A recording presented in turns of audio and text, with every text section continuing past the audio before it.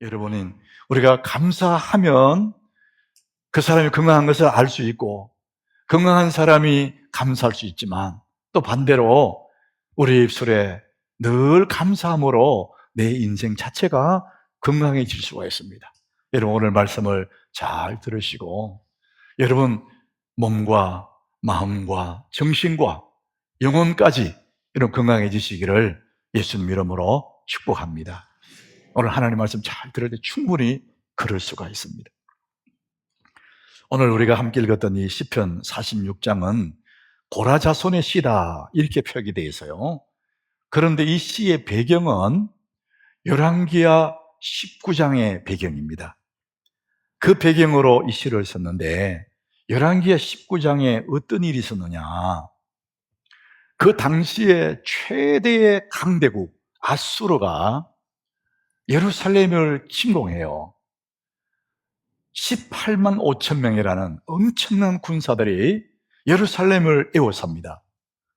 여러분 지금도 18만 5천 명 엄청나잖아요. 그런데 그 당시에 인구가 별로 없을 그때에 18만 5천 명이 예루살렘에 진격했다. 이것은 뭐 대단한 거잖아요. 모래알 같은 사람들입니다. 자, 그럴 때 그 당시에 예루살렘 남유다의 왕이 히스기야인데 히스기야가 너무 괴로운 거예요. 감당할 길이 없어요. 그래서 사내립의 편지를 성경에 올려놓고 막 기도하던 내용, 그것이 이제 이 46장 오늘 시편의 배경입니다. 그 당시에 18만 5천 명의 공격이 올 때 그때의 상황, 그때의 느낌을 오늘 2절 3절에서 기록했어요. 우리 같이 한번 2절 3절을 읽어보겠습니다. 그러므로 땅이 변하든지 산이 흔들려 바다 가운데 빠지든지 바닷물이 솟아나고 뛰놀든지 그것이 넘침으로 산이 흔들릴지라도 우리는 두려워하지 아니하리로다. 그때 그 상황이 어떤 상황이냐? 땅이 막 변한다는 거예요. 땅이. 산이 흔들려서 바다 가운데 빠진다는 거예요. 이 천재지변이잖아요. 바닷물이 막 솟아나고 바닷물이 뛰논다, 그런 표현을 썼는데 요즘 말로 하면 해일이 일어나는 겁니다. 여러분 해일이 막 넘쳐날 때 이게 천재지변이잖아요. 그리고 산이 막 흔들리고 사람의 한계를 벗어난 겁니다. 그러다 보니까 사람들이 두려워하고 혼비백산하고 그냥 절망 중에 빠져버리는 거예요. 자, 이런 일들이 예루살렘 주변에 일어났다는 겁니다. 사람들은 자기 능력의 한계를 벗어나면은 패닉에 빠져버려요. 두려움 그 너머로 빠져버리죠. 살다 보면 꼭 이런 상황은 아니지만 내 한계 밖에 어려움을 만나게 되고 그때에 너무 두려워하고 또 모를 불안함에 붙잡혀서 괴로워하고 잠 못 이루는 그런 순간들을 맞이하게 돼요. 자, 모든 사람들이 두려워합니다. 우리가 두려움을 만날 때 내가 그것을 해결할 수 있다면 누가 두려워하겠습니까? 내 힘으로 그것을 이길 수 있다면 아무도 두려워하지 않습니다. 그러나 한계에 부딪히면, 내 한계 너머의 일이 되면 사람들은 두려워하고 극도의 공포에 빠지게 되죠. 자, 이것이 이 땅에 사는 사람치고 마음속에 다 품고 있는, 나타나지 않지만 내 속에 잠재되어 있는 이 두려움을 안고 살아가는 것이 우리 사람들인데 하나님은 뭐라고 그러시느냐? 우리가 이렇게 두려워하는 것을 너무 잘 아시는 하나님이 우리에 대해서 뭐라고 말씀하시느냐? 두려워하지 말라, 이렇게 말씀합니다. 한번 따라해 봅시다. 두려워하지 말라. 여러분 성경은 계속해서 반복적으로 두려워하지 말라 이렇게 말씀합니다. 이사야 41장 10절의 말씀입니다. 우리 같이 읽어봅니다. 두려워하지 말라, 내가 너와 함께함이라. 놀라지 말라, 나는 내 하나님이 됨이라. 내가 너를 굳세하리라. 참으로 너를 도와주리라. 참으로 나의 의로운 오른손으로 너를 붙들리라. 하나님은 계속해서 두려워하지 마라 그럽니다. 여러분 성경은 계속해서 두려워하지 마라, 두려워하지 마라 이렇게 말하거든요. 근데 여러분 하나님이 두려워하지 말라 하실 때는 두려워하지 않아도 될 이유가 있습니다. 사람들은 울지 마세요, 슬퍼서 괴롭고 우는 사람에게 울지 마세요. 괜찮을 거예요. 이 말은 그냥 위로 정도예요. 안 울어도 될 이유를 가지고 있지 않아요. 그 사람의 눈물을 닦아줄 만한 힘이 없어요. 그냥 슬퍼하지 마세요. 울지 마세요. 이렇게 말하는데 하나님은 두려워하지 말라 이렇게 말씀하실 때에 내가 두려워하지 않을 이유를 충분히 가지고 있습니다. 그 이유가 뭡니까? 두려워하지 말라. 내가 너와 함께 함이라. 하나님이 함께 계시기 때문에 두려워할 이유가 없다 이거예요. 놀라지 마라. 나는 너의 하나님이 됨이라. 내가 너를 굳세게 할 거야. 참으로 내가 너를 도와줄 거야. 나의 의로운 오른손으로 너를 붙들어 줄 거야. 그러니까 너는 두려워하지 마라. 하나님이 이렇게 말씀하고 계십니다.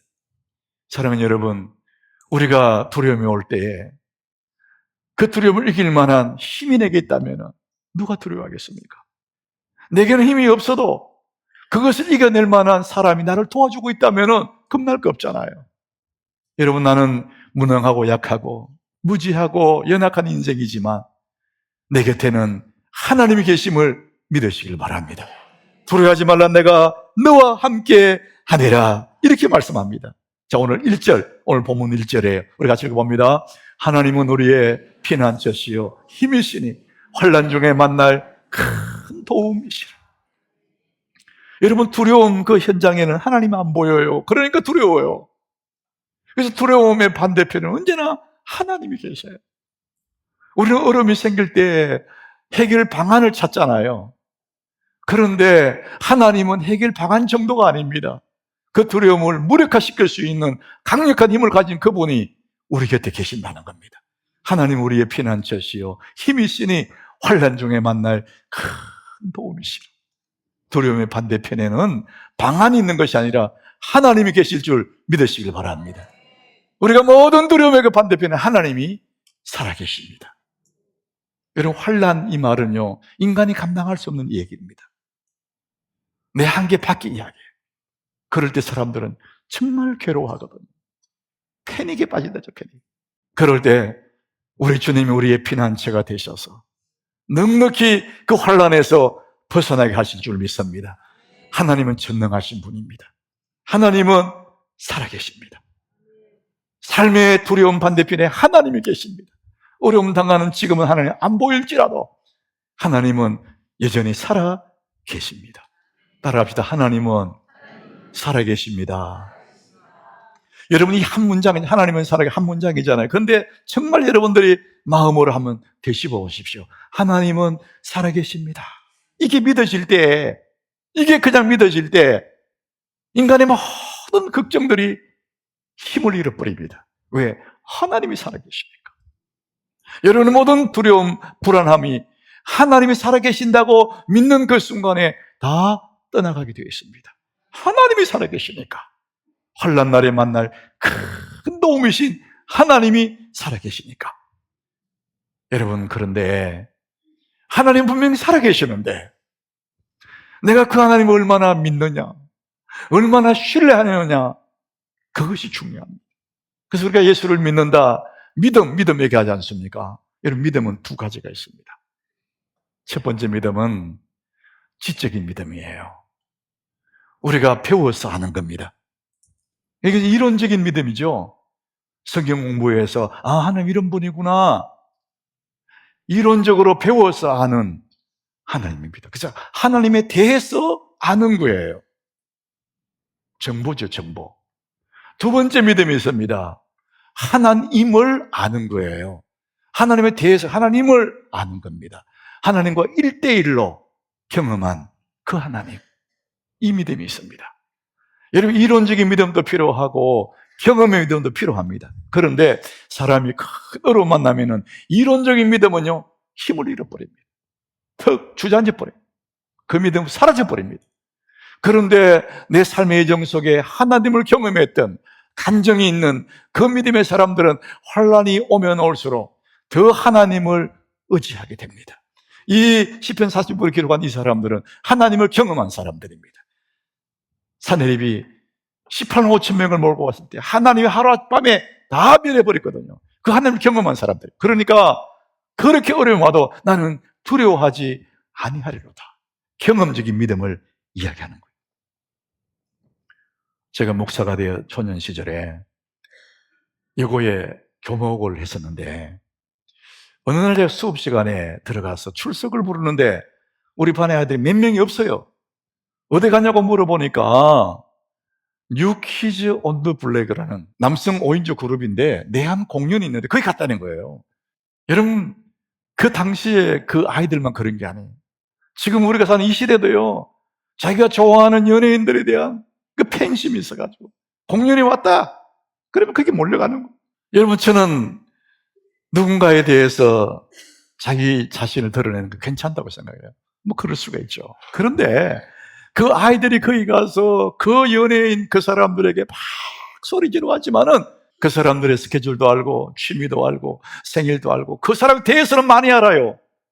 근데 한 번도 그 사람을 만나서 밥을 같이 먹고 차를 한 잔 마시고 삶의 얘기를 나눈 그런 경험이 없어요.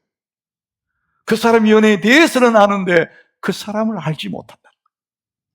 하나님에 대해서는 많이 아는데 하나님을 경험하지 못한 사람. 그러니까 하나님 분명히 살아계시는데 경험한 적이 없어요.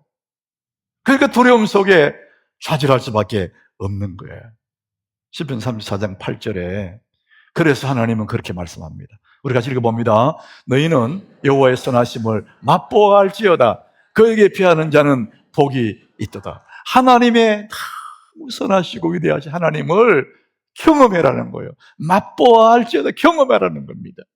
그래서 그에게 피하는 자는 누구든지 복 있는 사람이다. 사랑하는 여러분, 하나님을 경험하시기를 바랍니다. 이론적인 하나님을 뛰어넘어서 이제는 하나님을 경험하는 하나님, 그 믿음 갖기를 예수 이름으로 축복합니다. 자, 우리가 오해하지 말아야 할 게 있습니다. 하나님을 만났다, 하나님을 경험했다, 그 얘기가 우리의 눈으로 사람을 만나듯이 이렇게 만나는 게 아니에요. 우리의 육신의 귀로 사람의 음성을 듣듯이 듣는 게 아닙니다. 맑은 내 영혼 깊은 곳에 하나님이 살아계심 느껴지는 거예요. 고요한 내 마음에 주님의 임재를 경험하게 되는 거예요. 그리고 나는 한 번도 눈으로 그를 본 적 없고 귀로 그를 들은 적 없지만 손으로 만진 적 없지만 너무나 강렬하게 하나님이 믿어지고 하나님 위대하심을 느껴지고 이것이 경험이거든요. 어떻게 우리 경험할 거냐? 잠언 8장 17절에 그 말씀은 어떻게 우리 하나님을 경험할 거냐? 우리 한 절로 요약이 됩니다. 우리 같이 읽어봅니다. 나를 사랑하는 자들이 나의 사랑을 입으며 나를 간절히 찾는 자가 나를 만날 것이라. 하나 어려울 게 없다는 거예요. 너무나 평범한 이야기라는 거예요. 사랑하는 사람이 사랑을 받는 거 너무 당연하잖아요. 사모하며 간절히 찾는 자가 만나지는 거 너무 당연하잖아요. 하나님을 경험하고 싶거든 하나님을 사랑하라는, 그리고 하나님을 간절히 사모해라. 간절히 찾는 자가 나를 만날 것이니라. 여러분, 평소에 아무 일이 없을 때, 뭐 부족한 거 없을 때 그때 하나님 찾지 않아요. 놀러 다니고 세상에 즐기고 찾지 않습니다. 그러니까 하나님 경험이 없는 겁니다. 여러분, 모든 것이 잘 돌아갈 그때도 여러분 하나님의 사랑을 경험하시기를 축복합니다. 하나님을 사모하시기를 바랍니다. 하나님께 피하는 자가 복이 있다잖아요. 저는 오늘 여러분에게 이 몸의 단순한 몸 건강만 얘기하는 것이 아니고 마음도 정신도 영혼까지 건강해지기를 그 말씀을 드리는 것입니다. 감사는 내 인생 건강의 지표라는 겁니다. 그걸 돌아보면 이 사람이 건강한지 아닌지 알게 된다는 거죠. 그래서 우리가 내 자신을, 내 인생을 건강하게 만드는 것은 내 노력이 필요합니다. 그래서 자기 자신의 인생을 건강하게, 건강한 인생을 바꾸라는 거예요. 자, 오늘 그래서 하나님 우리에게 이 절기를 주신 겁니다. 구약에 하나님이 우리에게 명령하신 세 개의 절기가 있어요. 이 절기를 지키라 그러거든요. 첫 번째 절기가 유월절입니다. 애굽에서 백성들을 끌어낼 때 전날 밤에 장자를 다 치던 그날 밤, 그 유월절입니다. 네가 가나안에 들어가도 그날을 잊지 말아라. 유월절. 두 번째가 맥추절입니다. 맥추절. 출애굽기 23장 16절이에요. 맥추절을 지키라 이렇게 말합니다. 그게 뭐냐면은 이는 네가 수고하여 밭에 뿌린 것에 첫 열매를 거두는 거다. 전반기에 거둔 첫 열매를 거두는 그때의 감사절기를 지키는 겁니다. 그리고 수장절을 지키라. 이 수장절은 뭐냐? 네가 수고하여 이룬 것에 연말에 밭에서부터 거두어 저장함이라.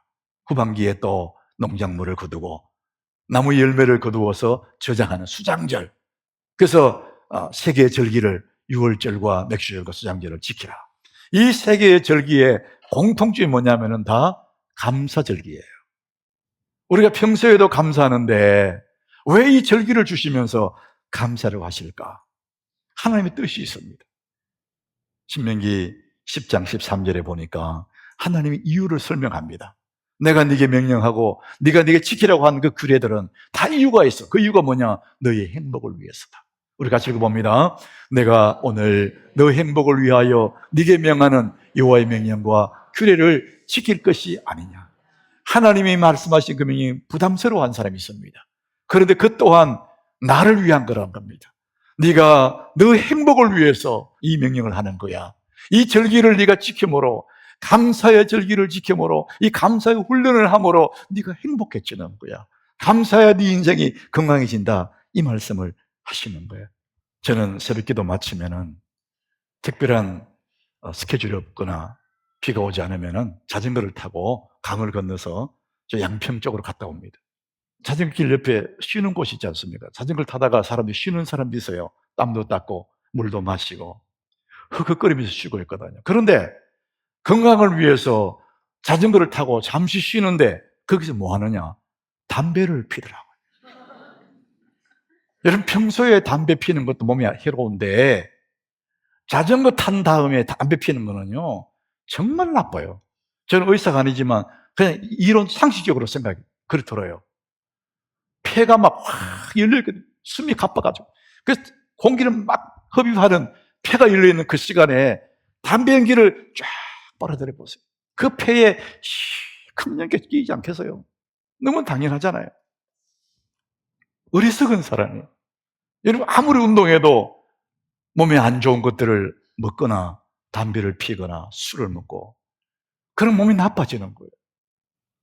그런데 여러분, 담배 연기보다, 담배 피는 것보다 더 해로운 게 있습니다. 더 나쁜 게 있습니다. 담배 연기는 내 몸만 망가뜨리지만 여러분, 내 인생을 망가뜨려 버리는 게 있습니다. 그게 뭔가 원망과 불평이에요. 자기도 모르게 막 원망하고 불평하잖아요. 그것은 내 맑은 인생 가운데 먹구름을 끼게 만드는 거예요.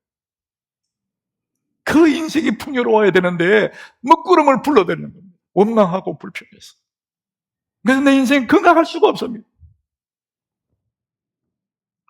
의사이면서도 목사인 황성주 박사. 이분이 책이 몇 권이 있어요. 이분이 의사니까 건강 얘기하지 않습니까? 사람들이 암에 걸리는 사람들, 그 암 얘기를 하는데 이분은 의사니까 이 암이 왜 걸리느냐? 이분의 표현으로 의하면 스트레스 때문에 그렇다는 거예요. 이 스트레스가 계속 쌓여가지고 나중에 병이 된다는 겁니다. 이 황성주 박사 얘기가 스트레스 때문에 그런 중한 병이 걸리는데 이 스트레스를 3분의 1로 확 줄여버릴 수 있는 방법이 있다. 그게 뭐냐? 감사하는 거랍니다. 여러분, 감사하면 스트레스가 확 준다는 거예요. 이분의 표현은 그럽니다. 감사하면 내분비 계통이 안정이 된대요. 내 몸속에 있는 내분비 계통이 안정이 돼요. 그래서 감기도 잘 안 걸린답니다. 저는 이 목회하면서 저도 몸소 경험했어요. 스트레스가 막 쌓였을 때요, 이 몸이 막 아프더라고요. 나중에 이 장이 멈춰버려요. 안 움직여요. 그래서 제가 응급실에 간 적이 있거든요. 뭘 잘못 먹은 게 아니에요. 스트레스 받으니까 이 내분비 계통이 문제가 생기더라. 그런데 감사하면은 아주 원활하게 내분비들이 잘 움직인다는 거예요. 손을 쓸 수 없는 암 환자도 진행이 멈출답니다. 감사가. 이분의 표현이에요.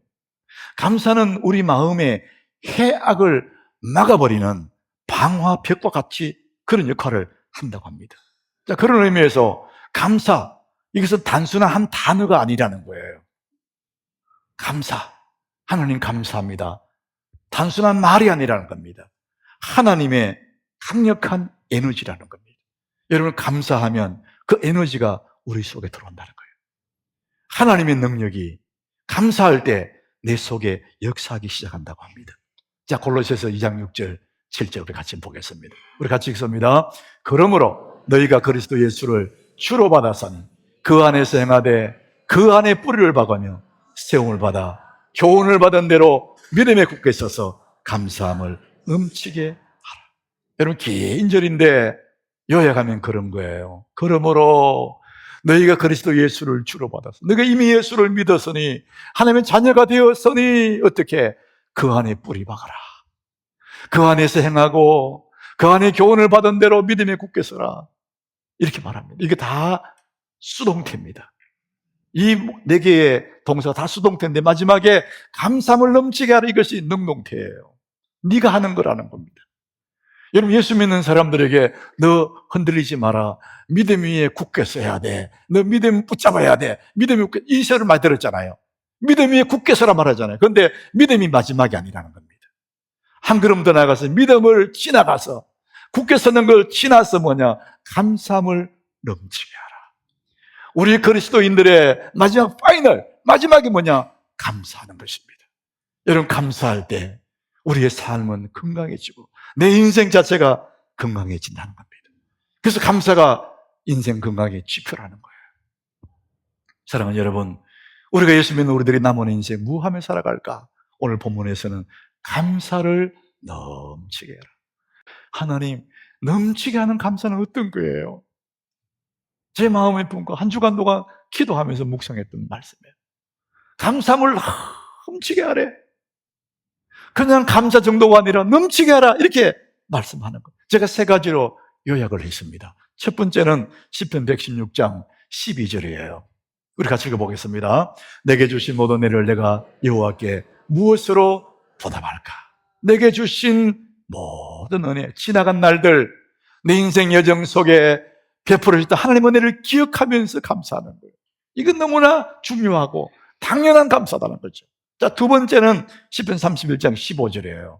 같이 읽습니다. 나의 앞날이 주의 손에 있사오니 내 원수들과 나를 핍박하는 자들의 손에서 나를 건져 주소서. 나의 앞날, 지나온 날들 뿐만 아니라 살아갈 앞날이 무슨 일이 벌어질지 몰라요. 그러나 하나님을 내가 믿습니다. 하나님을 신뢰합니다. 그 믿음을 넘어서서 나는 감사하겠다는 겁니다. 이 한 주간 동안 제가 묵상한 감사함을 훔치게 하라. 지나간 날들, 살아갈 날들, 그리고 오늘 현재에 감사하는 거예요. 이것이 감사함을 넘치게 하는 사람의 모습이고 그리스도인의 삶의 모습이라는 거예요. 이걸 통해서 우리는 내 인생의 건강한 모습으로 살아갈 수가 있다. 그 대표적인 사람은 다니엘이라는 사람이에요. 다니엘은 믿음을 지켰는데, 다니엘은 신앙의 정규를 지켰는데 사자굴 속에다가 죽게 되었어요. 얼마나 억울하겠어요. 얼마나 하나님에 대해 섭섭하겠어요. 그런데 다니엘은 원망하거나 불평하지 않습니다. 다니엘 6장 10절 뭐라고 하냐면은 그는 죽게 되었지만은 전에 하던 대로 하루 3번씩 무릎을 꿇고 기도하며 그의 하나님께 감사하였더라. 따라합시다. 전에 하던 대로. 지나간 날들도 늘 감사해서 이제 앞으로 죽을지 살지 몰라. 그래도 하루 3번씩 하나님께 감사하더라. 지나간 날, 미래, 그리고 오늘, 이것이 그리스도인의 삶의 모습입니다. 이것이 감사가 넘치는 삶의 모습입니다. 여러분, 감사하십시오. 그러면 내 인생이 건강해지는 것입니다. 지난 날을 감사하고 살아갈 날을 감사하고 오늘 감사하십시오. 우리 골로새 2장 6절 7절 우리 같이 읽고 오늘 말씀 마치겠습니다. 그러므로 너희가 그리스도 예수를 주로 받았으니 그 안에서 행하되 그 안에 뿌리를 박으며 세움을 받아 교훈을 받은 대로 믿음에 굳게 서서 감사함을 넘치게 하라. 여러분, 이 인생이 이런 건강한 인생이 되시기를 예수 이름으로 축복합니다.